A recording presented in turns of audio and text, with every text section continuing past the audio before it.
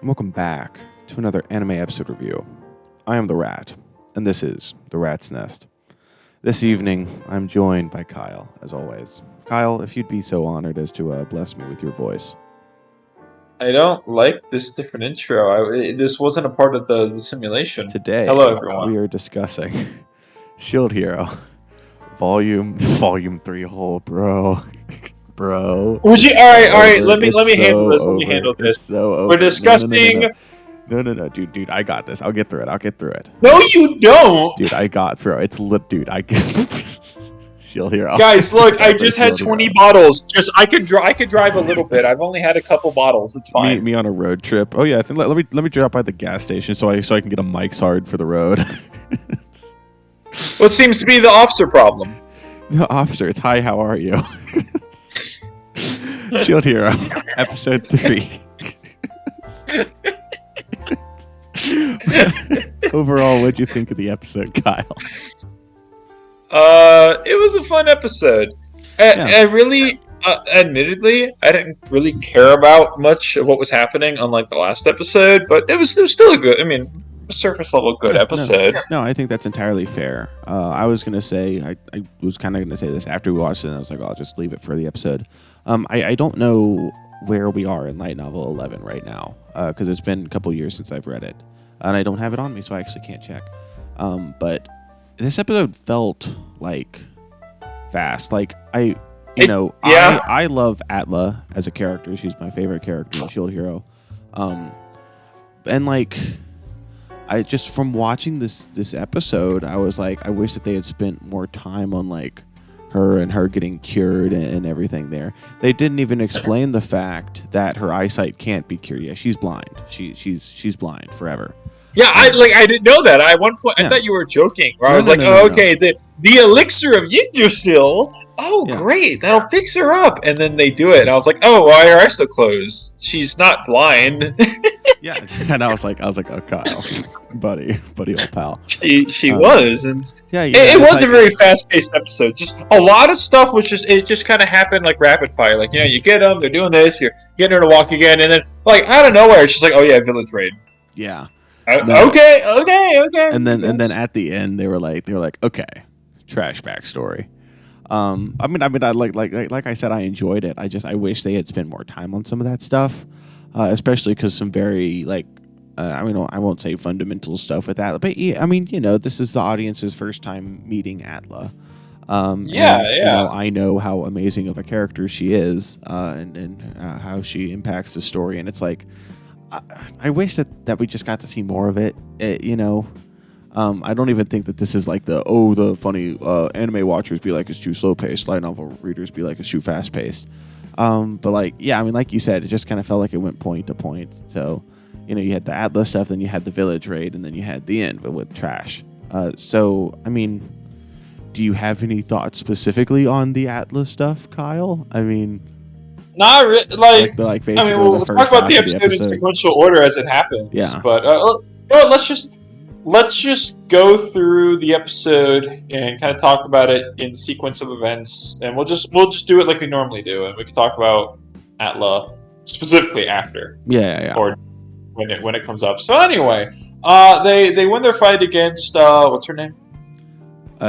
Against who? The fish girl. Oh, Sedina. And they do that, and then they had their other fight with the funny Pomni. I can say Pomni now. Oh, what? The Amazing Digital Circus reference. Hey, you guys should go check that out. It's pretty cool. But anyway, they do that fight, or they fight against her, and then they win like their bets, and so they're there to like buy back the slaves, and so now Fumi gets properly introduced to Bull and Atla. Yeah. Where it's explained to him by the funny Eggman that these are like they're white tiger species, and they are outside of the heroes like the strongest species there is. Yeah, basically. Like so their thing is, and I think where you were like, isn't he level 60? So he's level 30. He's not level 60, but they can class up at 60. And then they can go to 120 like naturally. Oh. So they're really strict because I think I can't. It's been so long and I am way too exhausted. But it's they have some very good natural advantages over others. They're like they're rare. They're a rare species, but they are very, very strong. They have a lot of potential, especially whenever raised by a hero, because people raised by heroes get better stats, and that's why at the end of the episode we saw Sedina and Foal going and getting their levels reset, because Foal level 30 whatever, I don't know. He's going to be stronger going back up to 30 with Naofumi than he was before. It's kind of like Ivy. It's kind of like EVs and whatnot with Pokemon. Interesting. Yeah.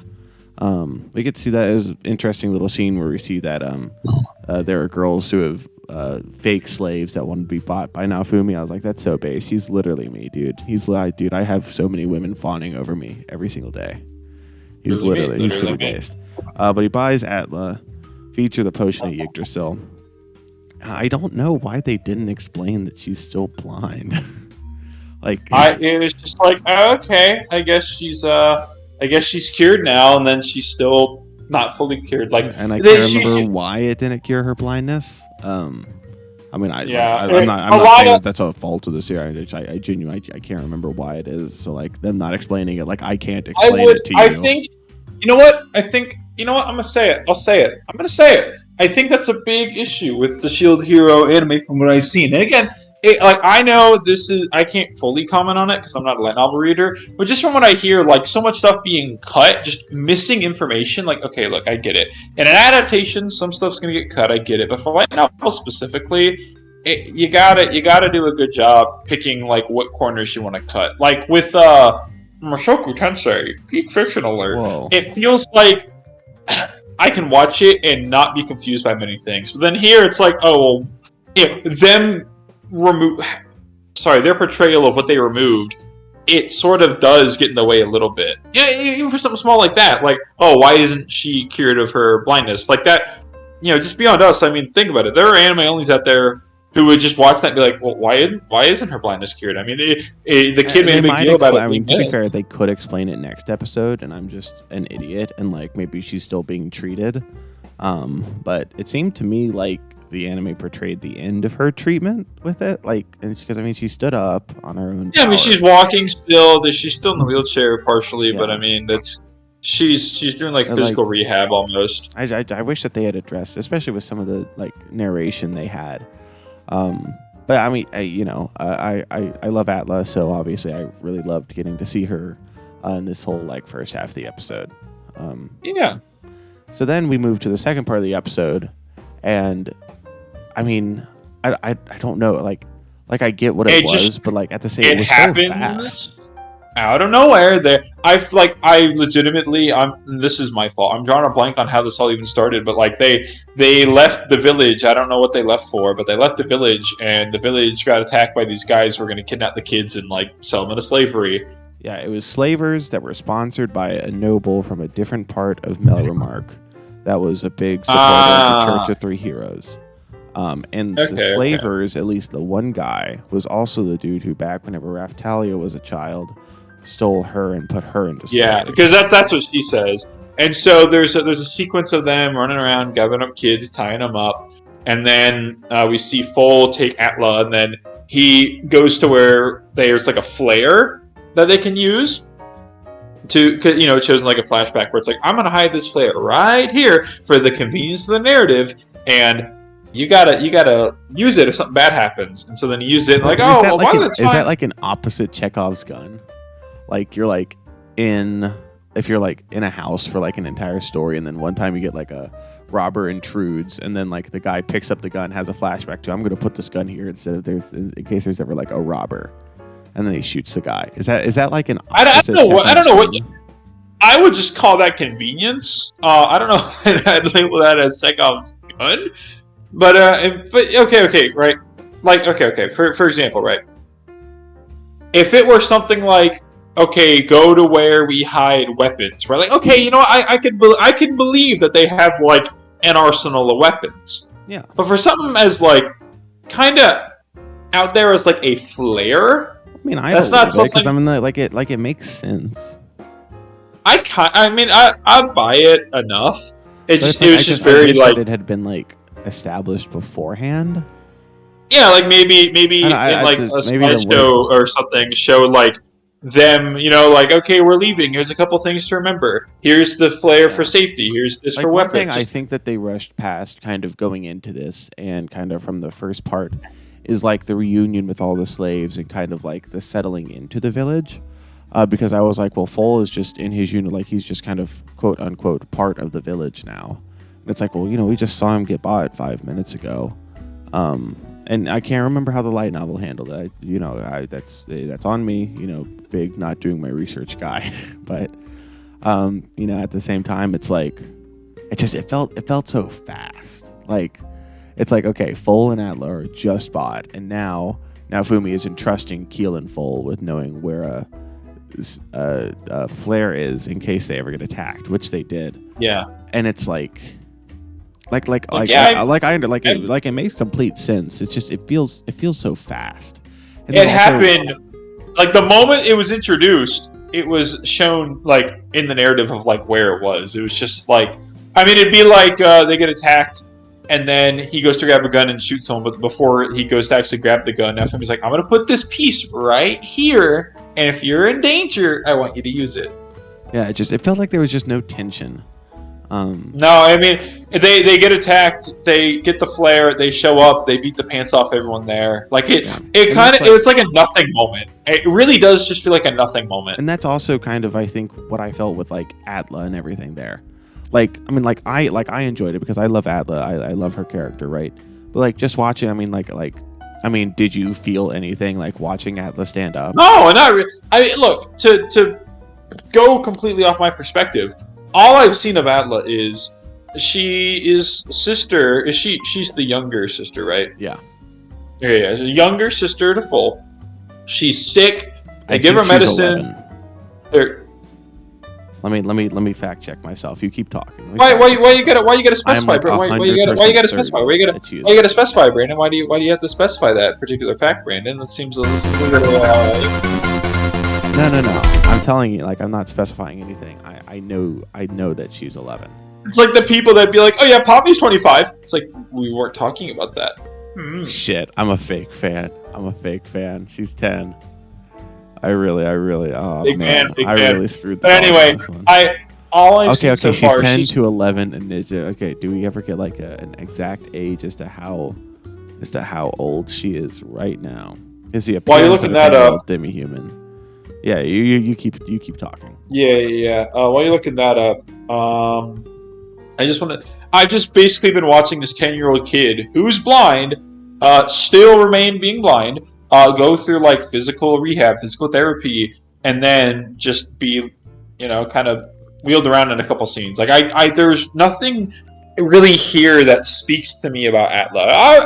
From what you're saying, I assume later I'll probably have more thoughts on her, but just right now, it really does feel like I should have more thoughts on her than I do. Like with how they're adapting things. Like there's like a missing gap here. If that makes sense. Oh my gosh, Kyle. What? I'm so sorry. What? Whoa. Okay, so we don't know her exact age. She's 10 to 11, so I'm not as fake of a fan. Okay, but There's another character that I know. I'm like, holy shit, she is that young? There's another character that I know that is 11 to 12. You don't know her. She appears later. But you're a fake fan because you thought you were off. She was at least 20. Whoa, that recontextualizes a lot of stuff, and I also want to fully apologize to you because Eclair is 16 to 17. Can we talk about whenever Eclair showed up in the episode? She's not an adult woman. This is awful. Can we talk about whenever Eclair showed up, whenever she wrote in? I was like, it's Eclair! And you were like, oh my gosh, I can't believe you remembered Eclair's name. And I was like, yeah, I remembered it because it was stupid when I heard it. I'm sorry, Eclair fans. Her name's dumb. I hate it here. Yeah, I mean the scene of them getting attacked, it just kind of comes and goes. Like I don't, Yeah, it's just. it's not bad. And it It's just sucks because it's a nothing feeling. because like I think it's worse sure than it's like a bad happening. feeling. Sure, I get it. Sure, I understand. Right, like from a purely technical perspective, I get it, but at the same time, it's like there's no weight behind it. No, I mean it's just random goons. Like they're Well, just it's not they're just random goons jobbers. because They're goons. it's the guy who initially kidnapped Raftalia, which is like a Who? big reveal. Who? The guy. Pears. I'm half tempted to end the episode right here. I'm half tempted to, but I want to get your thoughts first. On Trash's while Brandon's recovering from backstory. that hearty blow, I want to get your thoughts first on Trash's backstory. Or finish what you were saying. Yeah. So just moving into the final part of the episode, that happens. The gang shows up and they easily dispatch the intruders, and they're like, "Oh, you can't execute us," because now Fumi's like he's going to hold a public execution in front of these kids. That's pretty base. Yeah. He's going to execute them, and then Eclair, dumb name, shows up and it's like, "Oh, you can't do that. They're tied to noble families, and if you kill them, the nobles will get upset." And he's like, "You can't kill me enough." And he goes, urethra. Let's sell them to the slave market. And they go, huh? That was extremely based. I really liked that. I really liked that. And then, yeah. He's like, who's going to buy a middle-aged human male slave? And he's like, the demi-humans. They fucking hate you guys. They're going to kill you. So it's like, we won't kill you, but we will put you into manual labor for the rest of your life for all your atrocious sins. Goodbye. And then they do it. And they're like, wallahi, I don't want to be a slave. You know what you call? I think that moment's really fun. I will say, I wanted to say this. This, funny jobber guy, right? Who cares? At the same time, Shield Hero villains lack depth frequently. Like, sure, this is random jobber goon 55, whatever. Who cares? At the same time, he's the guy who initially kidnapped Raftalia, and he gets like 2 minutes of screen time. That's what I meant by that wasn't directed towards you, but it's just like, who cares? No, yeah. And it's like, look, like from a technical perspective, does he work as a villain? Sure. But you could do so much more with that concept, and then even then, it's like going in where he's like, "Oh yeah, I'm evil," and then at the end he's like, "Oh no, I don't want to be a slave. Can I give you a good example? I'm not good." And it's Shield Hero villains are always like that, and where it's like, so hang on, "Ooh, I'm evil. I'm the strongest. I'm gonna get you now, Fumi," and then he beats them, and they're like, "I'm just a little dude. You don't want to pick on a little guy, right?" So Brandon, can I make up my previous comment to you? Can I make it up to you? Yes. I'll try to give at least what I think in my head is a good example. So, Masaku Tensei season 1 spoilers. What's the name of the guy that attacks the Beast People Forest? He's a North Saint Gallus. Yeah, the North Saint, the North Saint sword fighter. Gallus. Okay. Admittedly, I didn't remember his name. I remembered him. I'd be impressed if you remembered his name. I mean, that's... Yeah, he at least let, granted, not that big of an impression because I don't remember his name, but, he did leave an impression on me as just kind of, not a throwaway villain, but, a villain like that who is, I'm going to show up, I'm going to attack people, I'm going to make them into slaves, I'm going to do whatever. You can do that in a good way. And for something as seemingly important as this is the same person who attacked Raftalia, he just ends up being, nothing. I mean, you could have not had that information at all, and it would not have changed a thing. It's just hey, this. I mean, look,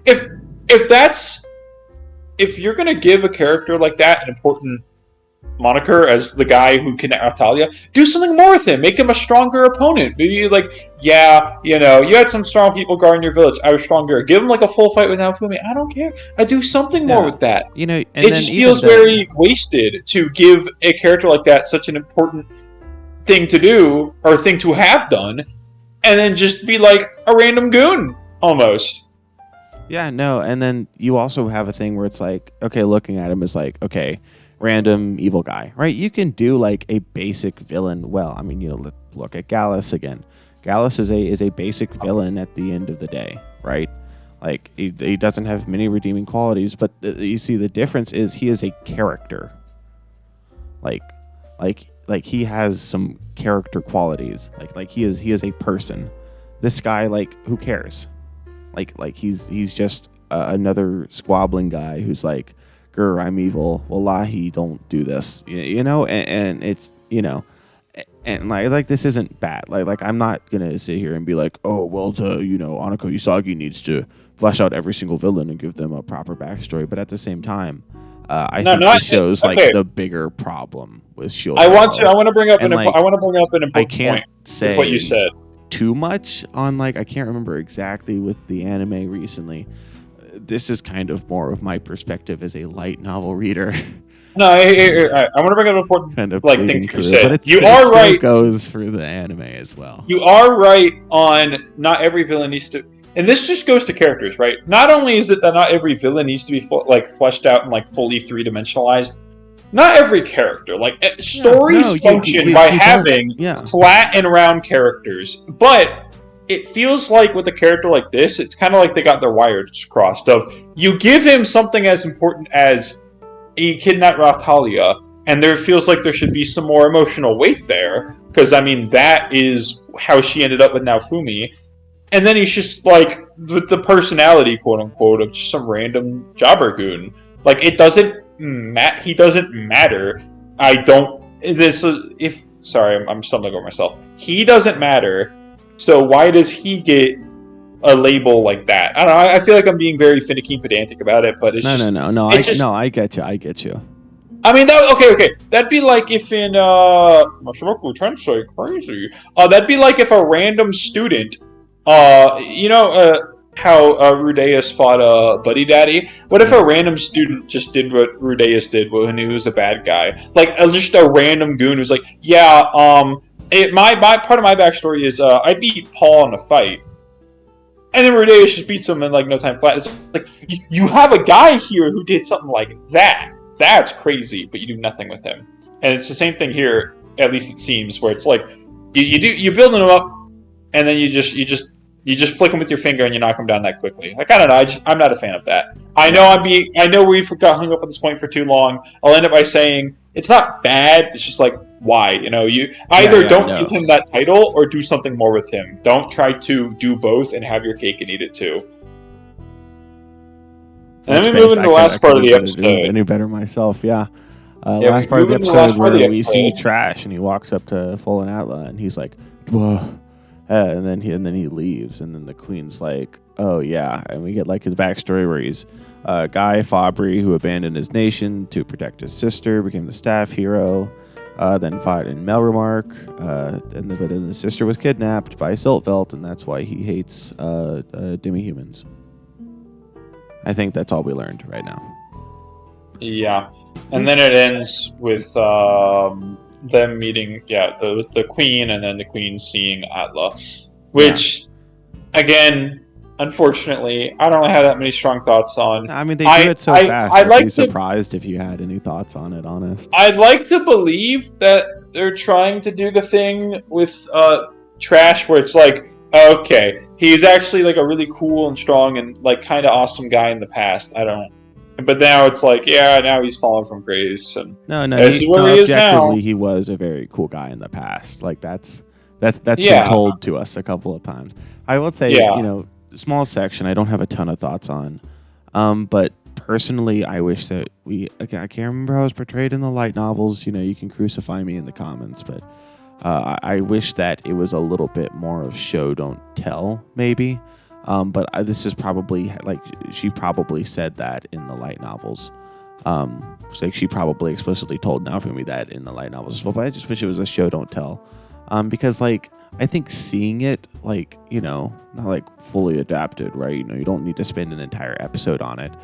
I mean, you can adapt certain scenes or at least stills just to see, and I think that gives you a clearer picture of Trash's character. Because it's just kind of like what we've been like who cares? Like she just says it and it's like, okay, well, like okay, like I guess that's part of my perspective of Trash's character now, but I think that could have been done better, especially because there was already some stuff skipped over with like narration and whatnot this episode, like just like little sections where it's like like look, I'm not saying that we need to go see Naofumi, prepare all the ingredients for 15 minutes and then feed everyone else for 15 more minutes for an episode. But I mean, Brandy, you can't do that because it passes the 30 minute smaller mark. character moments, because it's just like, I can't remember where we were in the line now, but it's like you have this many characters in Shield Hero, and I already, personally think that the amount of characters is a weakness of Shield Hero because like I don't feel like in the light novel they give enough time to each one. But I mean, you can include some smaller characters because it's like Sedina. Right now, the anime-only perspective of Sedina, and I don't mean to speak for Kyle here, is that she's a funny, big orca mommy who likes to drink and likes Naofumi. Like, what more is there to her character from an anime perspective? And that's sad, because there are some good characters in Shield Hero. Wow, that was subtle diss if I've ever said one, but but. Damn, I don't know. I'm tired. I'm tired. I'm kind of tangenting right now. Any final thoughts, Kyle? Let's go ahead and wrap. We can wrap it up by saying we've it was already a fine angered the Shield Hero fans. I didn't really care for it all that much. I enjoyed my time with it, but like as an adaptation, it leaves some to be desired. And as someone who's not looking at it from the lens of it being an adaptation, it would just be one of those like empty, come and go, empty feeling episodes. It's just you kind of watch it, you exist for a bit, and then the credits are like, oh, that was an episode. Like at least the first two of the season, like the last one was fun. It was engaging, not just because it was action. I mean, it doesn't just have to be action to be good. But it's just with this one, it felt like a lot of nothing happened. I mean, that sucks. You could sum this up by saying he bought the slaves. He brings them to the town. They get attacked. He stops them. Other stuff continues to happen. Yeah, and that's sad because I think that meeting Atla and everything there should be a really strong moment. Should be. It just kind of lacked that. She kind of lacked the presence or the oomph that I expected. I mean, when you saw her, I love that. That's the thing, Kyle, where it's like your perspective is ever so slightly different from a pure anime only because you know that I love Atla. No, I know, and I'm willing to concede that. But I'm not saying that is for a character gassed up, seemingly like Atla, with her introduction, it's like this is it. I mean, obviously her character is going to do a lot more, but it's like, I know, but it feels like there should be more of a weight to meeting Atla, like this blind, frail child who can't do much, and there just wasn't. I'm sorry. I mean. Yeah. They're just okay. Is it? This might sound weird to say, but Shield Hero does a lot of like violence against children. Well, that's because half the 2/3 of the cast is children. It just happens. Yeah, I know. And so with doing so much like child abuse already, when they try to zero in and be like, this character's backstory is not even abuse, but like this character is blind and frail. Like it's just she doesn't stand out amongst all the other children being hurt in the show. It's weird to say, and I hate that I had to word it like that, but you know. Yeah. Mm-hmm. She just didn't stand out to me all that much upon introduction. The brother stood out to me more, just because he's this white tiger kid, and cool. He throws a match against Pax, which is funny. For all the Tensei friends out there, he throws the match, and he's doing all this to help his sister. It's like it's not like is it unique? No, but it's something interesting.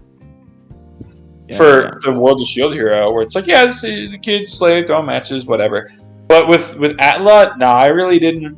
It just wasn't it, Chief. I saw Atla and thought, like, it's the character. Yeah.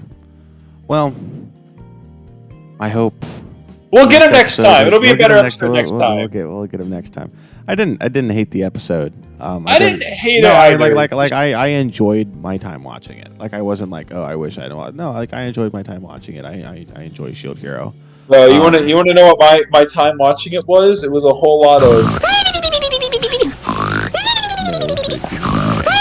That's gonna be me in 2 minutes. With all that said, if you're this far in the video, then obviously there's something you like. So make sure to like, subscribe, and leave a comment telling us how stupid we are and how incorrect our opinions are. Or maybe, honestly, if you're this far in the video, you probably agree with us to a degree. So maybe leave a comment about that. I don't know. I don't even know if that's better to do. Like the video, comment, push it in the algorithm, please, and thank you. If you're a fan of Mushoku Tensei, be sure to check out the video essay I posted this past Saturday. How the prologue of Mushoku Tensei sets the stage for the perfect isekai. It's a really good video. It's very highly recommended by every single person who's watched it, except for the one person who left a hate comment disagreeing with it. And I said, what can I say to him? Because I was like, all I can do is link the video, and that would be really funny. I'm tangenting again. Thank you all for watching. I hope you all enjoyed. I'll see you all next time. Bye-bye. Bye.